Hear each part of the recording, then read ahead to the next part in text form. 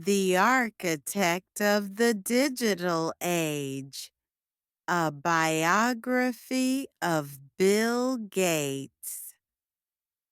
Introduction: The two acts of a modern titan. To understand the modern world is to understand the work of Bill Gates. For the better part of 4 decades, his name was synonymous with the personal computer.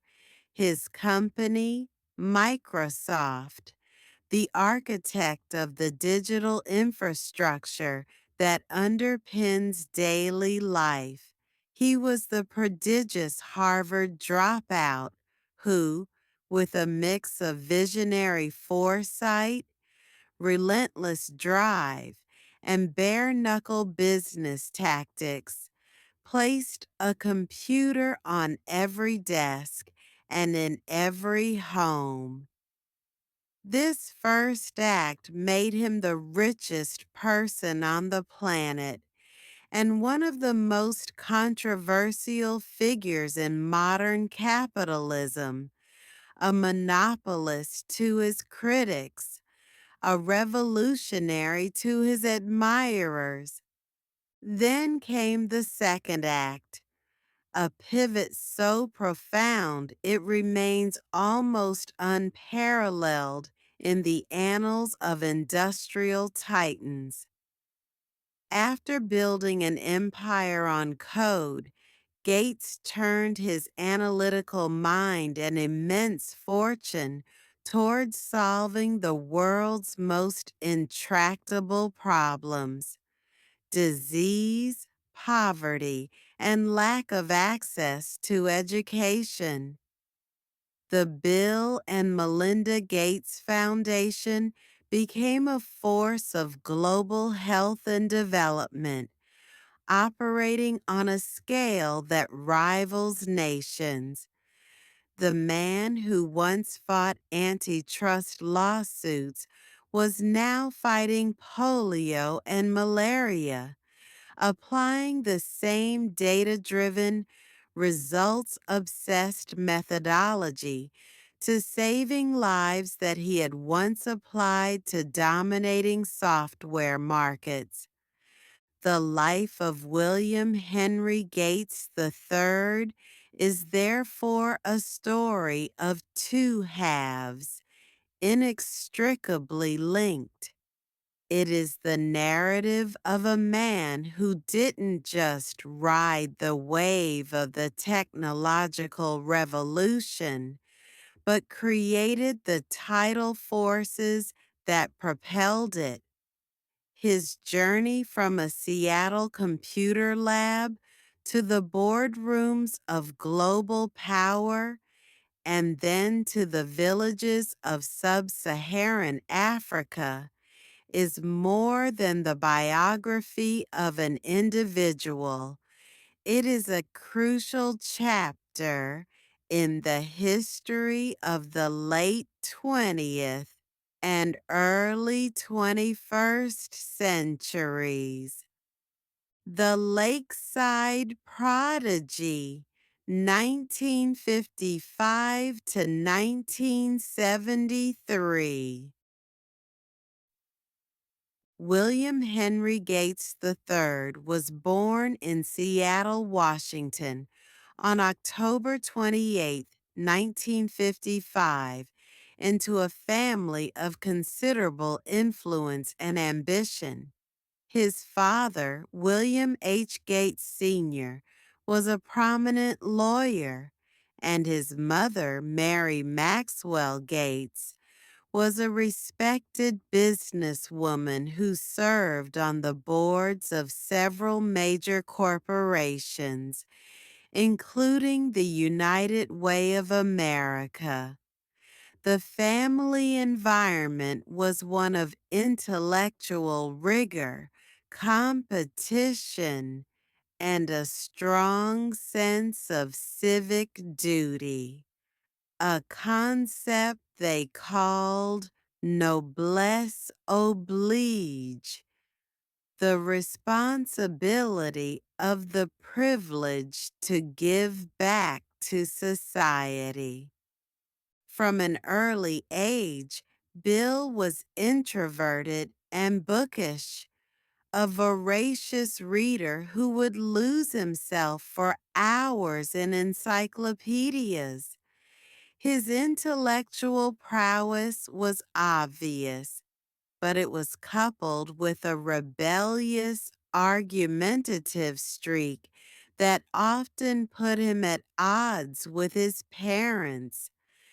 Concerned about his social development, they enrolled him at the Lakeside School, an exclusive private prep school known for its demanding academic environment.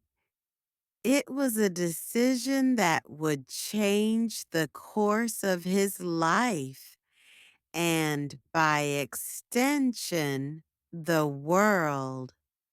In 1968, the Lakeside Mothers Club used proceeds from a fundraiser to purchase a teletype Model 33 ASR terminal and a block of computer time on a General Electric GE mainframe. For the 13-year-old Gates, this was not a novelty, it was an epiphany. He and a small group of fellow students, including the older and equally obsessive Paul Allen, were immediately captivated. The computer room became their sanctuary. They devoured manuals, taught themselves the basic programming language, and spent every available moment, day and night, authorized or not, exploring the machine's capabilities. Gates's brilliance was immediately apparent. He wrote his first computer program on this machine, a tic-tac-toe game where the player could compete against the computer. He and his friends were not just users, they were hackers in the original sense of the word, pushing the system to its limits, discovering its vulnerabilities, and bending it to their will.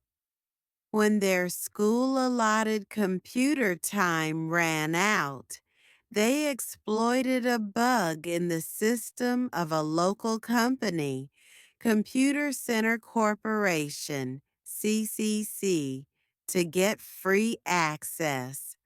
They were caught and banned, but their audacity impressed the company's owners, who eventually hired them to find bugs in their system in exchange for unlimited computer time. This period was Gates's true apprenticeship. With Paul Allen, he founded a small, informal venture called the Lakeside Programmers Group. Their most notable project was Trafo Data, a system to analyze traffic counter tapes for local municipal governments. While the venture was only modestly successful, it was an invaluable lesson in entrepreneurship, product development, and the commercial potential of software. They were learning not just how to code, but how to turn code into a business. By the time he graduated from Lakeside in 1973, Gates was already a veteran programmer. He achieved a near-perfect score of 1,590 Out of 1,600 on his SATs and following his family's expectations, enrolled at Harvard University, ostensibly to study law.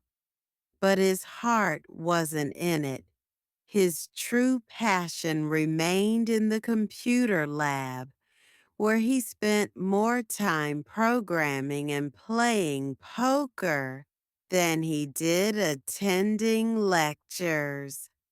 The stage was set, but the catalyst for his world-changing leap had not yet arrived. The Altair gamble and the birth of Microsoft, 1974 to 1979. The moment of revelation came in December 1974. Paul Allen, who had dropped out of college and was working as a programmer near Boston, rushed to Gates's Harvard dorm room, clutching the January 1975 issue of Popular Electronics magazine. The cover featured a revolutionary new device, the Altair 8800, the world's first microcomputer kit for hobbyists. It was a box of parts with flashing lights and switches, lacking a screen or keyboard, and most importantly, it had no software. For Gates and Allen, this was the signal they had been waiting for. The personal computer was no longer a theoretical dream. It was here. They knew that for the Altair to be more than a toy for engineers, it needed a programming language. It needed BASIC. In a frenzy of activity, they called Emmet's, the Albuquerque-based company that made the Altair, and boldly claimed they had a functioning version of BASIC for the machine. They did not. This was the ultimate gamble. Over the next 8 weeks, working around the clock, they embarked on a legendary coding marathon.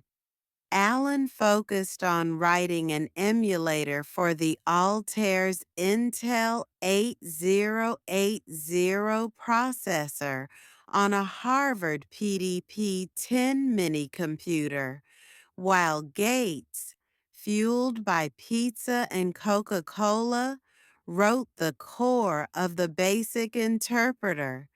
Miraculously, they finished just before Allen was scheduled to fly to Albuquerque for the demonstration. He carried the code on a fragile paper tape, realizing on the plane that they had forgotten to write the Bootstrap program to load it onto the Altair.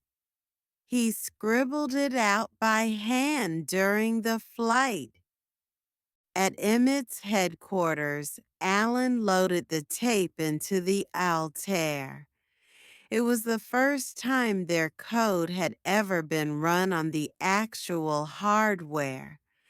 Against all odds, it worked. Mitz was ecstatic and immediately agreed to a licensing deal. Recognizing the magnitude of the opportunity, Gates made the fateful decision to drop out of Harvard. It was a move that deeply disappointed his parents, who had envisioned a prestigious legal career for their son, But Gates saw a future they couldn't yet imagine. In 1975, he and Allen formalized their partnership, naming it Microsoft. The hyphen would later be dropped. They moved to Albuquerque to be close to MITS, their first and most important client. The early days were defined by a fierce work ethic and an uncompromising belief in the value of software. Gates became infuriated that hobbyists were illegally copying and distributing their Altair Basic, which they had poured countless hours into creating. In February 1976, he penned a fiery, open letter to hobbyists, accusing them of theft and arguing that professional software development could not survive without proper compensation. It was a controversial but defining moment, establishing Gates as a staunch defender of intellectual property and signaling his intention to build a commercial software industry, not just a community of enthusiasts.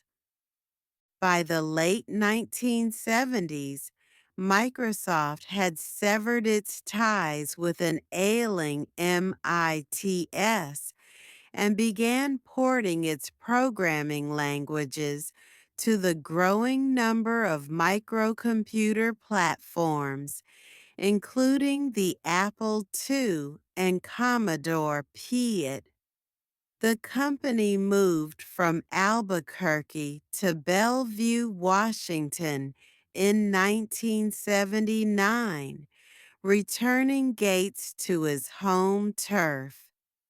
Microsoft was profitable and growing, but it was still a relatively small player in a nascent industry.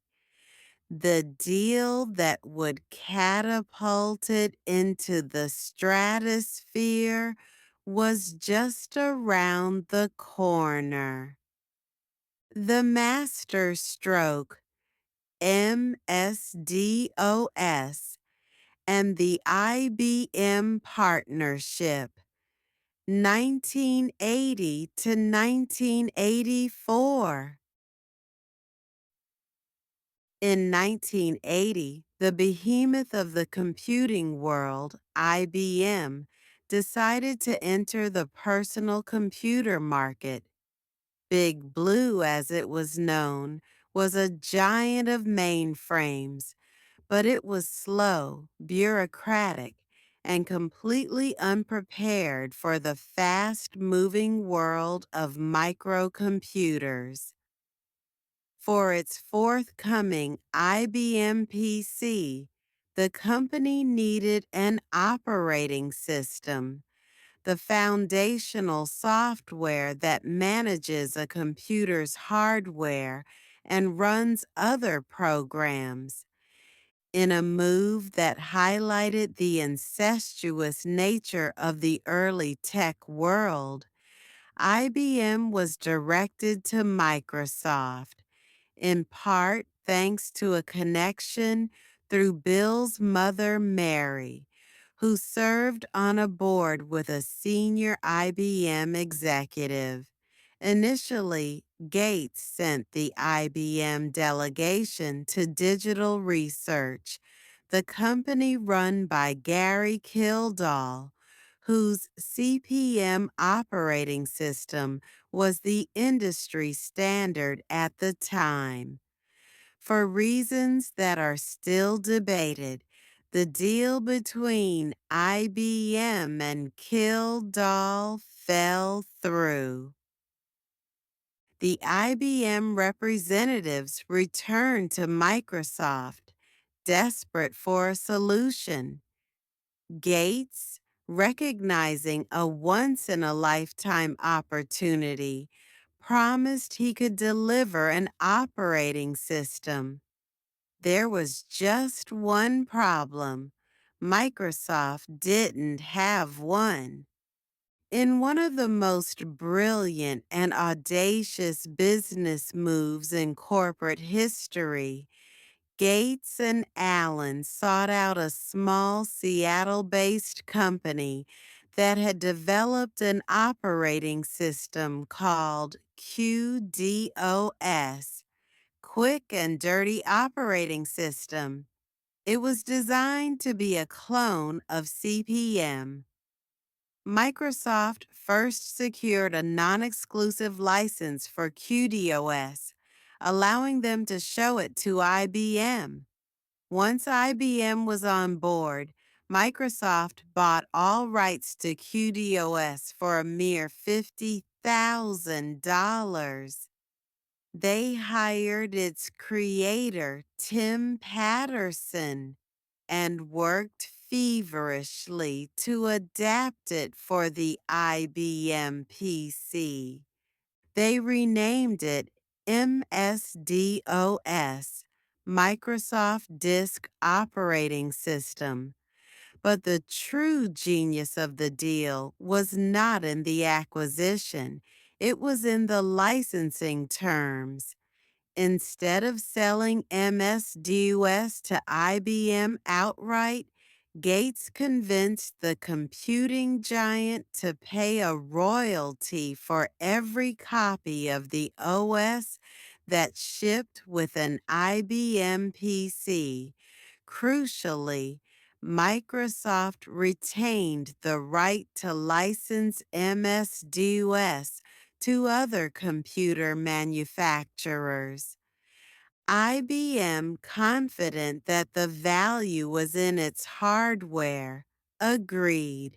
They failed to foresee a world of IBM clones, cheaper computers made by other companies that could run the same software.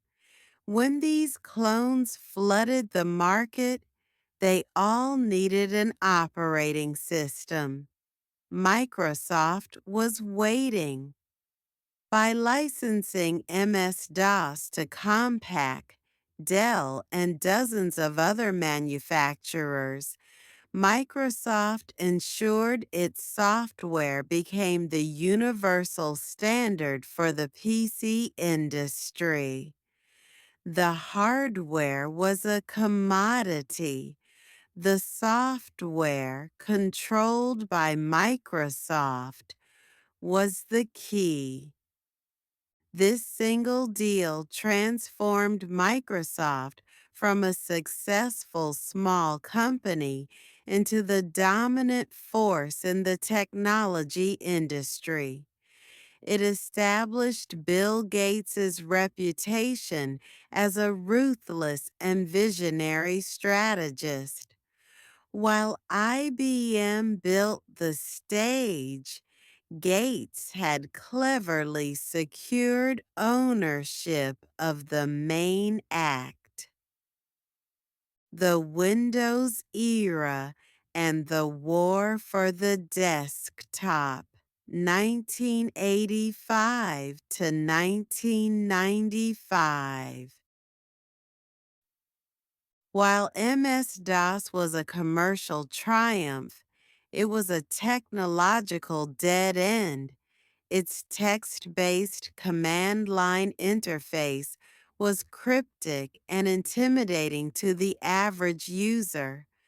The future, as Gates knew from seeing early work at Xerox PARC and on the Apple Macintosh, was the graphical user interface, GUI, a visual world of icons, windows, and mouse pointers. Microsoft's first attempt, Windows 1.0, released in 1985, was a commercial failure. It was slow, clunky, and ran as a graphical shell on top of the aging MS-DOS. The release also sparked a bitter feud with Apple's Steve Jobs, who accused Gates of stealing the Macintosh's look and feel. Gates famously retorted that they had both stolen from the same rich neighbor, Xerox PARC. Undeterred by early setbacks, Gates pushed his teams relentlessly. The breakthrough came with Windows 3.0 in 1990, followed by Windows 3.1 in 1992. These versions were stable, functional, and supported a vast library of software. Combined with the company's suite of productivity applications, word-for-word processing, and Excel for spreadsheets, Microsoft created an indispensable ecosystem for business and home users. The PC, powered by Microsoft software, became a ubiquitous tool. The culmination of this decade of work was the launch of Windows 95 on August 24th, 1995. It was a cultural event unlike any other in the history of technology. Microsoft spent hundreds of millions on a marketing blitz that included licensing the Rolling Stones' Start Me Up for its commercials and lighting up the Empire State Building in Windows colors. For the first time, a software product was launched with the same hype as a Hollywood blockbuster. Windows 95 was a quantum leap forward. It integrated the operating system and the graphical shell into a single cohesive product, introduced the iconic Start menu and taskbar, and made PCs dramatically easier to use. It was a staggering success, selling millions of copies within weeks. The launch cemented Microsoft's monopoly over the desktop operating system. Gates' original vision of a computer on every desk and in every home was no longer a dream.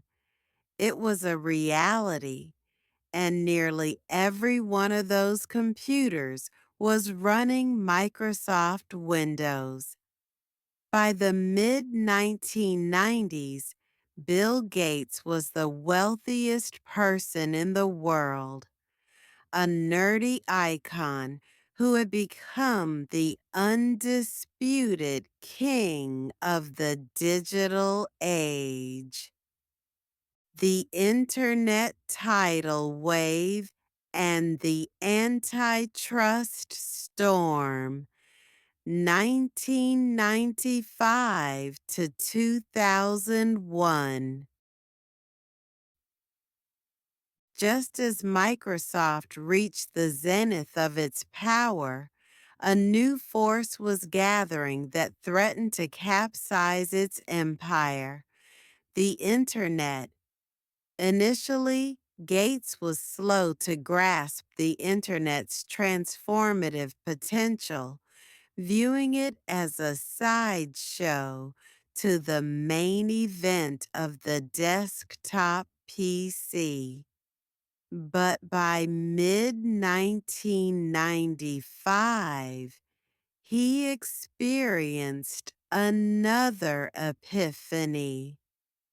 In a now famous internal memo titled The Internet Tidal Wave, Gates declared the Internet the most important single development to come along since the IBM PC. He ordered a radical pivot, redirecting the entire company's focus toward embracing and integrating the Internet into its products. The primary battleground for this new war was the web browser.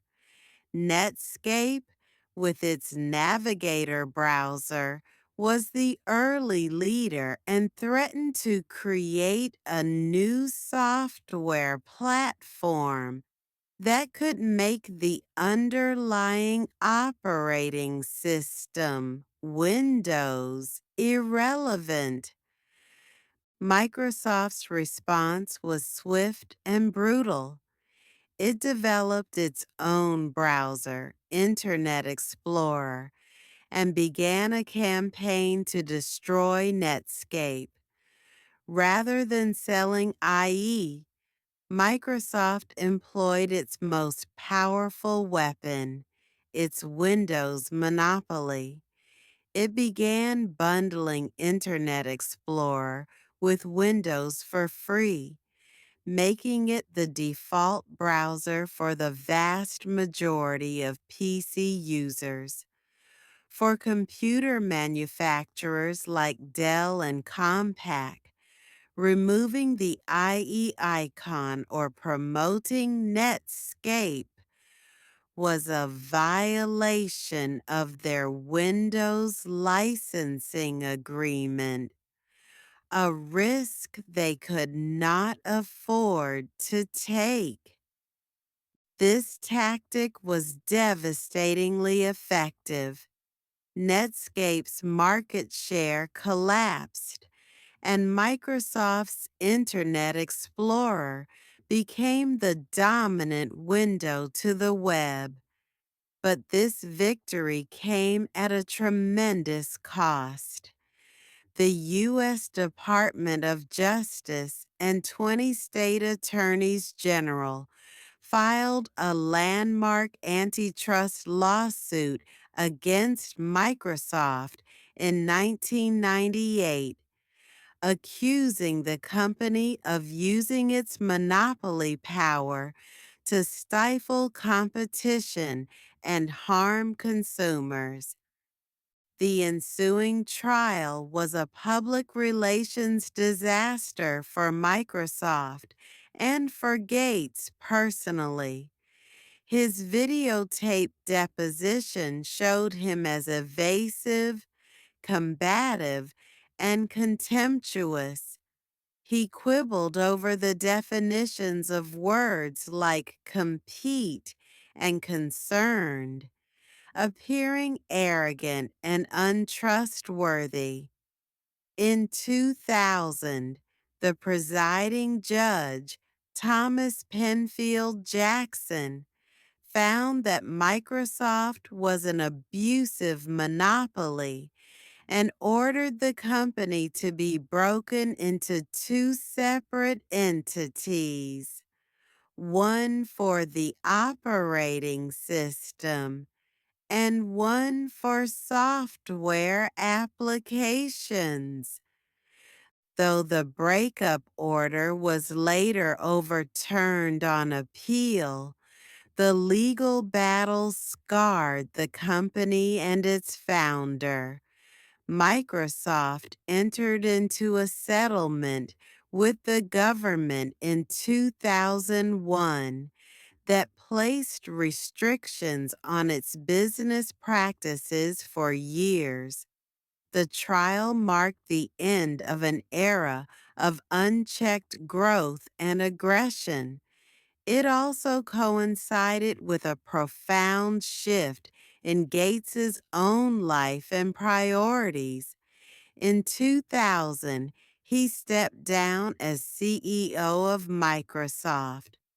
handing the reins to his longtime friend Steve Ballmer, and took on the new title of Chief Software Architect. His first act was ending, and his second was about to begin. The second act, the Bill and Melinda Gates Foundation. The seeds of Bill Gates's second act were planted long before the antitrust trial. His marriage to Melinda French, a Microsoft manager in 1994, and the influence of his parents' lifelong commitment to public service had begun to reorient his perspective. A trip to Africa in 1993 exposed him and Melinda to a level of poverty and disease they had never imagined. They read an article that detailed how millions of children in developing countries were dying from preventable diseases like rotavirus, illnesses that were a non-issue in the United States. The disconnect was shocking.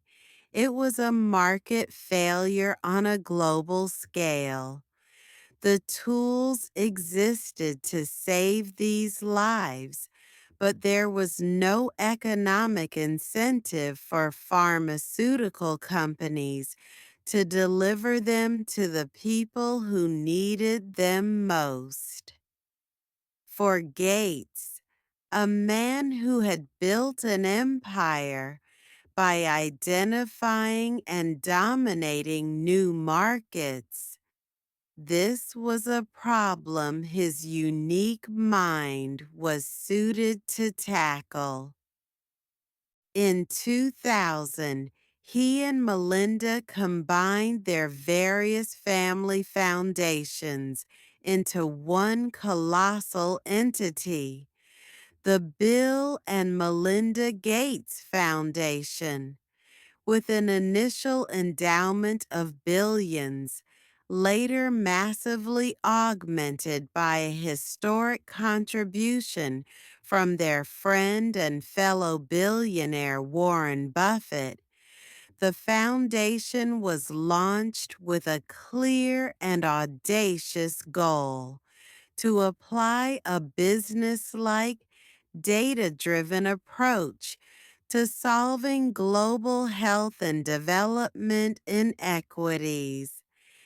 Gates stepped down as CEO of Microsoft in 2000 to devote more time to the foundation, and in 2008, he transitioned away from his day-to-day role at the company entirely to become a full-time philanthropist.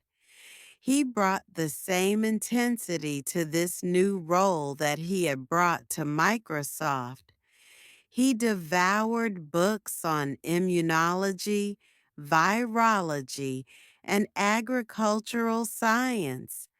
He traveled the world, meeting with scientists, government leaders, and healthcare workers in remote villages. The foundation's strategy reflected Gates's analytical mind.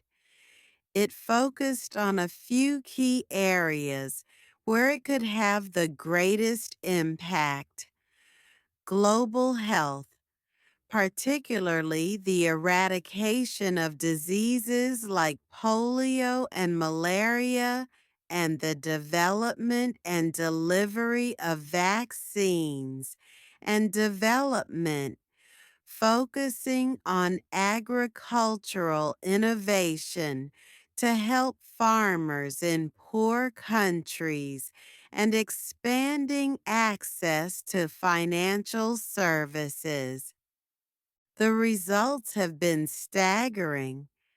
The foundation has been a driving force behind Gavi, the Vaccine Alliance, an organization that has helped vaccinate hundreds of millions of children, saving millions of lives. Its relentless focus on polio has helped push the disease to the brink of extinction. It has invested billions in developing new tools to fight HIV, tuberculosis, and malaria, including funding for new drugs, diagnostics, and insecticide-treated bed nets.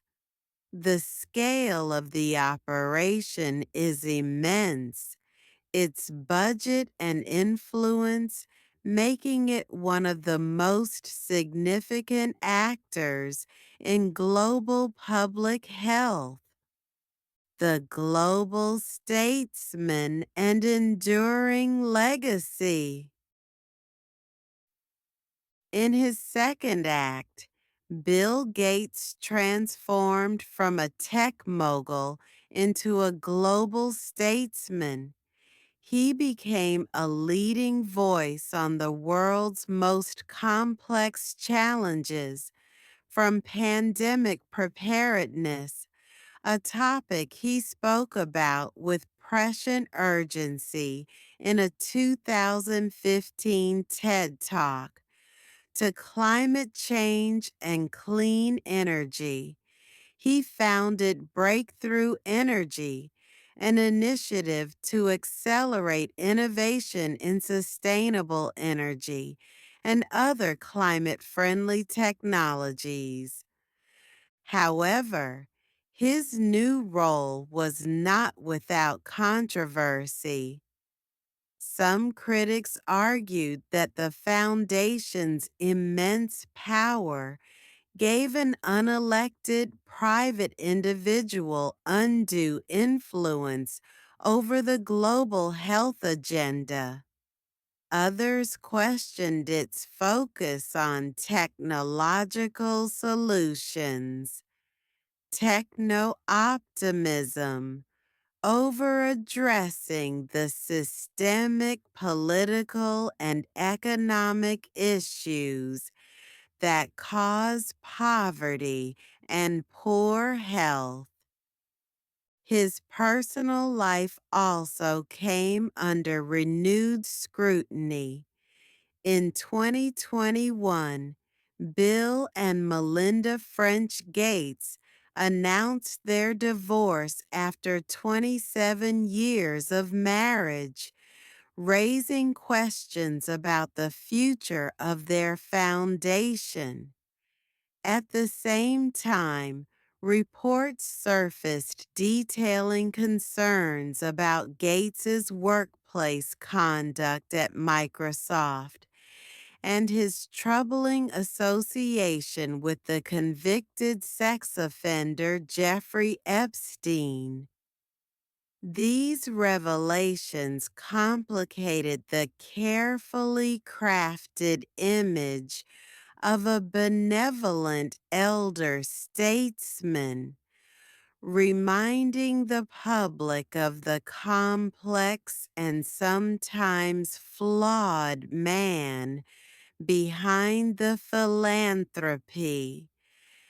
Today, the legacy of Bill Gates is a study in contrasts. He is the architect of the PC revolution, the man who brought computing to the masses and, in doing so, built one of the most powerful and profitable companies in history. He is also the ruthless monopolist who was found to have abused his power to crush competitors. He is the visionary who saw the future of software and the strategist who was nearly blindsided by the internet. And he is the philanthropist who has given away more money than anyone in history, applying his formidable intellect and fortune to saving millions of lives and tackling humanity's greatest challenges. His story is a testament to the power of a single-minded focus, applied first to building an empire and then to trying to repair the world. Whether history will remember him more as the titan of technology or the titan of philanthropy remains to be seen. What is certain is that few individuals in modern history have had such a profound and far reaching impact on the planet. His two acts, taken together, have irrevocably shaped our world.